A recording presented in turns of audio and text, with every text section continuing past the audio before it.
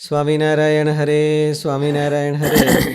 સ્વામીએ વાત કરી છે અને કસર માત્ર ટાળાનો એક ઉપાય એવો કયો જબરો છે? એ પ્રશ્નનો ઉત્તર છે મહત્પુરુષનો સર્વે પ્રકારે વિશ્વાસ રાખીને સમાગમ કરવો.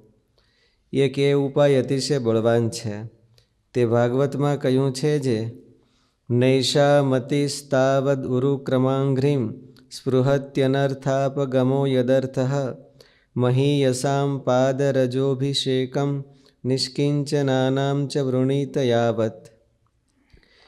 વિશ્વાસ એટલે પ્રીતિ અને નિર્દોષપણા સાથેનો ભરોસો રાખવો. તે મોટા પુરુષમાં એવી રીતે આત્મબુદ્ધિએ કરીને પ્રસંગ કરે અને સાવધપણે વર્તે તો કસર ટળે. મનુષ્યો જ્યાં સુધી અહંકાર રહિત એવા મહાત્મા પુરુષના ચરણારવિંદની રજમાં સ્નાન કરતા નથી ત્યાં સુધી તેઓની બુદ્ધિ ભગવાનના ચરણનો સ્પર્શ કરતી નથી અને તેને લીધે જ તેઓ સ્પૃહતિ એવું લખ્યું છે કે સ્પૃશતિ એવું લખ્યું કઈ ખબર નથી પડતી. કેમ શ્લોકમાં સ્પૃહતિ છે? શ્લોકમાં તો સ્પૃહતિ છે પણ ભાગવતમાં સ્પૃશતિ છે. ભાગવતનો શ્લોક છે ને એ સપ્તમ સ્કંધનો છે અને પ્રહલાદજીએ કીધો છે. બાળકોનો ઉપદેશ આપે છે ને પ્રહલાદજી. પ્રહલાદ વાચ એટલે પ્રહલાદજીનો શ્લોક છે કીધેલો. નૈષા મતિસ્તાવદ ઉર્ક્રમાંઘ્રિમ સ્પૃશતિ અનર્થાપગમો યદર્થ મહીયસાંપાદરજોભિષેકમ નિષ્કિંચનાનામ ન વૃણીત યાવત. એવો શ્લોક છે અને આમાં સ્પૃહતિ લખ્યું છે પણ બેયનો અર્થ એક જ થાય છે. આમ તો વાજો તો મનુષ્યો જ્યાં સુધી અહંકાર રહિત એવા મહાત્મા પુરુષના ચરણારવિંદની રજમાં સ્નાન કરતા નથી ત્યાં સુધી તેઓની બુદ્ધિ ભગવાનના ચરણનો સ્પર્શ કરતી નથી. નૈષામતિસ્તાવદુરુક્રમાંઘ્રિમ સ્પૃહતિ એટલે એમાં પ્રીતિ કરે. ભગવાનના ચરણોમાં ત્યાં સુધી પ્રીતિ થતી નથી. ક્યાં સુધી? યાવત નિષ્કંચ મહીયસામ પાદરજોભિષેકમ નિષ્કિંચનાનામ ન વૃણીત યાવત. ભગવાનના એકાંતિક ભક્તના ચરણની રજનો અભિષેક જ્યાં સુધી પોતાને કરતો નથી ત્યાં સુધી ભગવાનમાં મતિ ચોંટતી નથી. વેરાનું ઓલું ભાગવતની ટીકાઓ બહુ જોઈ ને એવું બહુ સરસ લખ્યું છે કે શાસ્ત્રથી એને મહિમા સમજાઈ ગયો હોય એમ. મતિ એટલે જ્ઞાન. નૈષામતિસ્તાવદુરુક્રમાંઘ્રિમ સ્પૃહતિ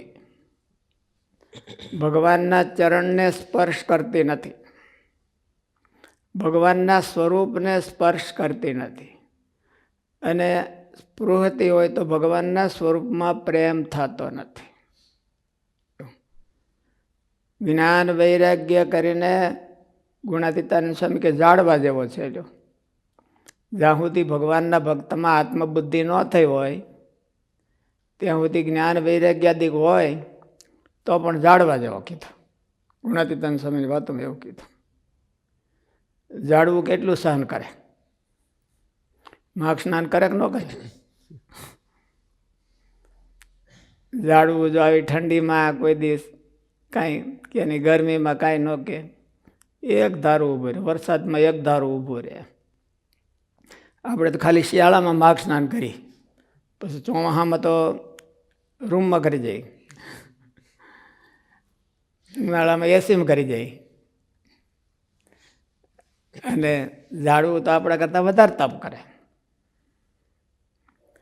એમાં જો એને ભગવાનમાં પ્રીતિ ન હોય તો કે ઝાડવા જેવો છે. જ્ઞાન વૈરાગ્યવાળો હોય તોય.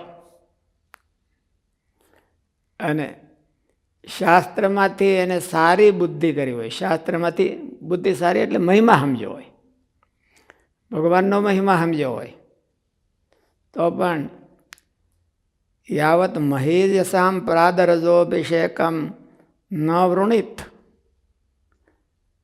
એટલે પાદરજોભિષેકમ નો અર્થ ભાગવતમાં કર્યો.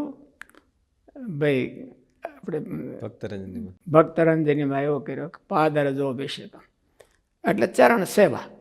પાદરજોભિષેકમ એટલે ધૂળ લઈને માથે નાખવી એટલું જ નહીં એમ. એની ચરણ સેવા કરી અને એને જ્યાં સુધી પ્રસન્ન ન કરી દે ત્યાં સુધી એનો જીવ ભગવાનમાં ચોંટે નહીં. શું વાંધો આવે તો કે બહુ સરસ શબ્દો લખ્યા છે.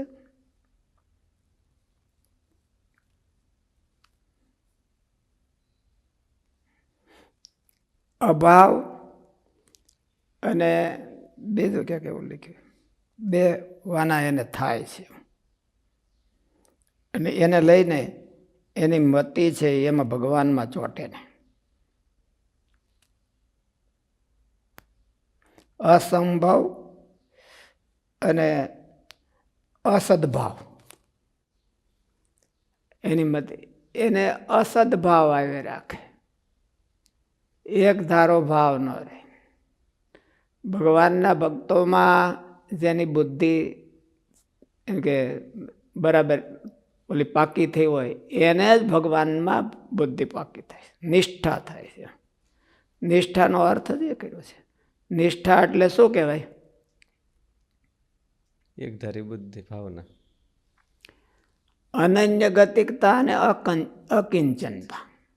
જે આશરામાં કીધું એ જ નિષ્ઠા છે. એને મહારાજે એવું હતું કે ગમે એવા કઠણ વચન કે 5 ખાસડા મારે તો પણ બીજે જવાની ઈચ્છા ન થાય. એને અનન્ય ગતિકતા કહેવાય. અને અકિંચનતા એની પાસે નિર્માની ભાવ થાય. તો જેને જેમાં આવું થઈ ગયું હોય એમાં એને નિષ્ઠા કહેવાય. એમાં એને નિષ્ઠા. અર્જુનને શ્રી કૃષ્ણ ભગવાનમાં નિષ્ઠા હતી એનો અર્થ શું હતો? કે હા મેં ઓલી નારાયણી સેના મળતી હતી તો એણે ન લીધી. શ્રી કૃષ્ણ તો કે હથિયાર વિના નતો કે એ કંઈ વાંધો નહીં, એટલે તેને નિષ્ઠા ગણાણી. નકર એને તાણ હતી કે નહોતી? ઓલી બાજુ તો 11 અક્ષહેણી ખડકાઈ ગયા હતા અને આને કાંઈ નહોતું. એને તાણ તો ખરેખર નહીં હતી. પાછું દુર્યોધન પાસે તો રાજ્ય હતું અને રાજ્યનો બધો સપોર્ટ હતો યુદ્ધ કરવામાં. આની પાસે તો કાંઈ હતું, વનમાં રખડતા હતા. આની પાસે કાંઈ સપોર્ટ નહોતો. તો એક અક્ષહેણી સેના લઈ લીધી હોત તો એને ન લીધી. એનું નામ તો નિષ્ઠા કહેવાય. અનન્ય ગતિકતા. બીજી ક્યાંક લોભ હોય, લોભ દેખાડે તો પણ ત્યાં ધોયડો ન જાય. અને અકિંચનતા. એ કૃષ્ણે સખે ધીમતવા પ્રસવમ યદુક્તમ. હે કૃષ્ણ, હે યાદવ, હે માધવે, કે મને તમે માફ કરજો. મારાથી કાંઈ ભૂલ થઈ ગઈ હોય, બોલાઈ ગયું હોય તો તમે મને ક્ષામય, હું તમારી ક્ષમા માગું છું. એટલે એને કહેવાય અકિંચનતા, નિર્માની પણ. અને અનન્ય ગતિકતા એને નિષ્ઠા કહેવાય. મહારાજમાં નિષ્ઠા થાય તો એનો અર્થ શું? કે મહારાજને છોડવાની ઈચ્છા ન થાય કોઈ પણ વાત. અને મહારાજની તો ઠીક છે વાત, પણ યસ્ય દેવે પરાભક્તિ યથા દેવે તથા ગુરો તસ્ય તે બોલો શ્લોક છે. તસ્યૈવ મહાત્માના પ્રકાશન્તે સર્વે અર્થ. મહાત્માના એ મહાત્માને બધા અર્થો પ્રાપ્ત થાય છે. એમાં આ શ્લોકમાં એ જ લખ્યું છે કે જેવી એને ભગવાનમાં ભક્તિ હોય, યથા દેવે તથા પરા ભક્તિર યથા દેવે પરા ભક્તિર તથા યથા દેવે તથા ગુરો તસ્મે તે કથિતા અર્થા પ્રકાશંતે મહાત્મના. આ શ્લોક મહારાજે વચનામૃતમાં હોતે એનું ગુજરાતી લખ્યું છે. અંત્યના બીજા વચનામૃતમાં લખ્યું કે દેવી યસ્ય દેવે પરાભક્તિ. દેવે એટલે ઈષ્ટદેવે. ઈષ્ટદેવ. જેવી પોતાના ઈષ્ટદેવમાં ભક્તિ હોય પરાભક્તિ. યથા દેવે તથા ગુરો. એને જેવી પોતાના ઈષ્ટદેવમાં ભક્તિ હોય એવી ને એવી ભક્તિ આમાં હોય. તસ્ય તે કથિતા અર્થ પ્રકાશંતે મહાત્માના. એટલે એનો અર્થ શું કરવો? જેવો ભગવાન પ્રત્યે એનો ભાવ છે એવો ભાવ રાખે. તસ્ય તે કથિતા અર્થા પ્રકાશંતે મહાત્મના. એમ એ તે કથિતા એટલે જે કલ્યાણને અર્થે જે કાંઈ કયા છે એ મળવાનું જે કાંઈ હોય, પ્રાપ્ત કરવાનું હોય એ આને ઓટોમેટિક પ્રાપ્ત થાય. મારે વચનામૃતમાં એવો અર્થ કર્યો છે. આને જે કાંઈ પ્રાપ્ત કરવાનું, ઓલાને મહેનત કરીને પ્રાપ્ત કરવાનું હોય એ આને વગર મહેનતે પ્રકાશંતે સર્વે એને પ્રાપ્ત થઈ જાય છે. ખાલી આમાં એવી નિષ્ઠા કરે તા એને એવું પ્રાપ્ત થઈ જાય છે. એટલે પ્રહલાદજી એવું કીધું એમ, નૈષા મતિસ્તાવ દુરુક્રમાંઘ્રી સ્પૃહયંતી અનર્થાપગમો યદર્થ મહીયસામ પાદરજોભિષેકમ. મહીયસામ પાદરજોભિષેકમ એટલે એને ચરણ રજ એટલે ચરણ સેવા. એની સેવા કરીને એને જ્યાં સુધી રાજી નથી કરતો ત્યાં સુધી ધામમાં ગયો હોય તોય પણ જેમ બોલે ગુણાતીતાનંદ સ્વામીની વાતોમાં લખ્યું, જેમ ઓલા હજે ધારને હથિયાર હોય એની ધારને આમ હજે ત્યારે કાપે એવું થાય, નહીં તો કાપે એવું ન થાય.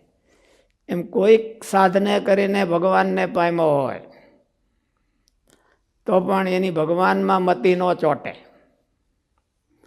એને ભગવાનના સ્વરૂપમાં પ્રેમ ન થાય. એવું જ્યાં સુધી આમાં પ્રેમ ન થાય ત્યાં સુધી.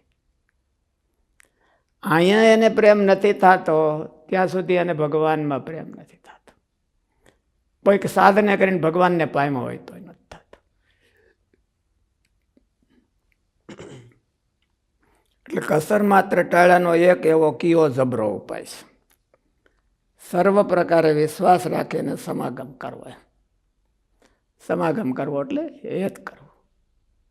સમાગમને હેતના અર્થમાં મહારાજે વચનામૃતમાં લીધું છે. જે સત્સંગ કરવો, સત્સંગનો અર્થ શું લીધો? આત્મબુદ્ધિ. એવી આત્મબુદ્ધિ એને ભગવાનના ભક્તમાં કરવી, વિશ્વાસ રાખીને. એક દી આપણે વિશ્વાસનું દીધું દ્રષ્ટાંત. વિશ્વાસ બોલું આમ કે બધે મહિમા હોય બધો તોય પણ વિશ્વાસ ન આવે. એટલે વિશ્વાસ રાખીને એમાં હેત કરે તો આ ફળ નથી દેતા. ફળ કોણ દે? ભગવાન. ફળ તો ભગવાન દે છે. એ કે સત્પુરુષો ફળ નથી દેતા, પણ સત્પુરુષમાં નિષ્ઠા જોઈને ભગવાન એને ફળ દેશે અને ભગવાનમાં એની મતિ ચોટે છે. ઓલા કદાચ ન દે તો કાંઈ નહીં, એમ દે તો પણ એને ભગવાનમાં એની મતિ ચોટે છે. અને ત્યાં સુધી એની મતિ ભગવાનમાં ચોટતી નથી. એને ભગવાનના સ્વરૂપમાં પ્રેમ થાય નહીં.